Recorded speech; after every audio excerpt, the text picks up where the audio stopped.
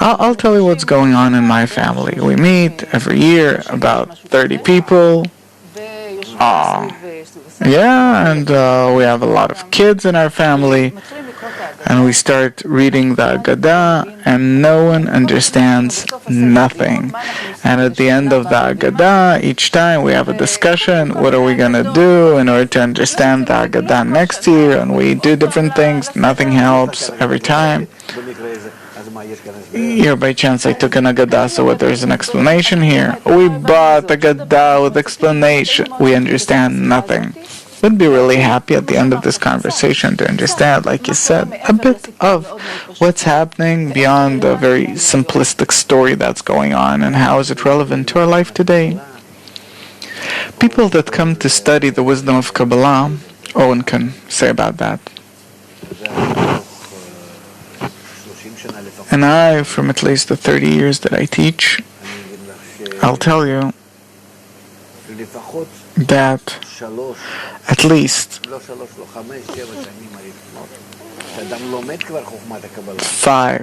to 7 first years that a person studies the wisdom of Kabbalah, he doesn't understand what it talks about in the Haggadah. Maybe after 10 years you can start talking to him about him, and he starts hearing a bit. There's like this small hole in my ear that things start coming through. Before that, completely deaf. As it says, they have eyes and do not see, ears and do not hear. Impossible. A person has to sharpen several of his senses towards his nature in order to feel that I am now in exile. And if I will be in a different inner state, I will be in redemption. And this state that is pressuring me, this is Pharaoh, that now I'm getting pressure from this inner quality of mine, and that now it pulls me forward. This is called Moshe. Until he starts a bit identifying within himself all of these heroes of the Agadah, which isn't some kind of an external theater, but it's all happening inside a person. That takes time. We'll try to do it in a very light fashion. Somehow, I'll try. So the word, the name Agadah, comes from the saying "Igadet lebincha bayom ha'u," that you told your son on that day. And what should we tell our children on the Seder Eve? When we sit together at the Seder, this is our first question. I don't think that there is a difference between kids and grown-ups, first of all. It says, as you should tell your son and not to others, meaning anyone who doesn't know, and it's worthwhile for him to listen, he is as a son. That's how everyone is. So what's important for all of us to know? What does it mean, exile? What is the difference between it and redemption? And to our point, are we in exile? And are we needy of redemption? That's it. That's all we have. That's the Passover. That's it. So let's start with what is exile. Exile. It means that I, compared to redemption, am in the opposite state to it. Okay, so what is Geula, redemption then?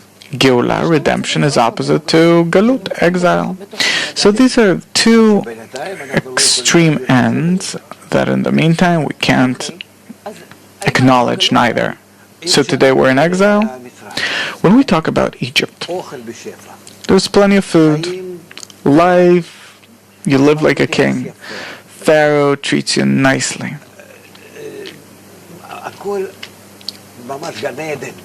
Everything is truly heaven. How come they start feeling in exile? 7 years of satiation. Why do they change into the 7 years of hunger? because they start feeling that they are disconnected from the meaning of life.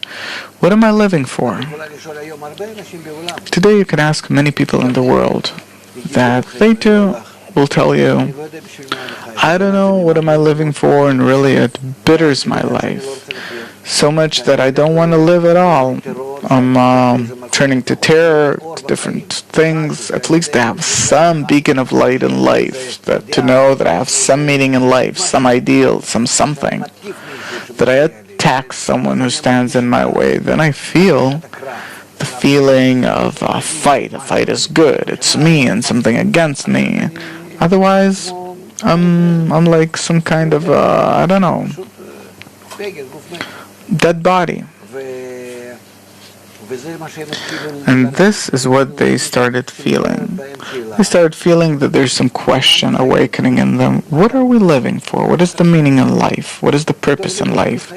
It's better to die than keep on living this way. I don't eat the meat, the garlic. As it says, they had plenty of everything. Food, sex, family, money, honor, knowledge. They had everything in Egypt. It was like heaven from the whole world. And the Jews, they were the most respected, the richest, the most distinguished. What's missing? I have no meaning in life. Something inner that awakens, yes, and ruins my feeling of life. And I start feeling that I'm in this life like in a golden cage I can't come out of. This is called enslavement. So much that I see that specifically this good life especially is what suffocates me and kills me. Because if life would not have been that good, I'd have a justification to run from it. But this way I have no justification to escape. My ego enjoys being in Egypt, but along with it awakens the question, what are you living for? Who are you? You're a beast, not a man. And this is what happens in our times. What does it mean, beast and not a man? That I can provide I can have everything, like in Europe, like in US, but what do I have as a result? I still feel bitter.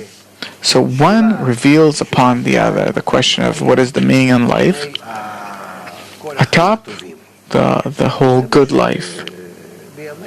And in our times, this is what we discover, especially with our kids, our grandchildren. It's really revealing in practice. And that's why we're starting to reveal the exile.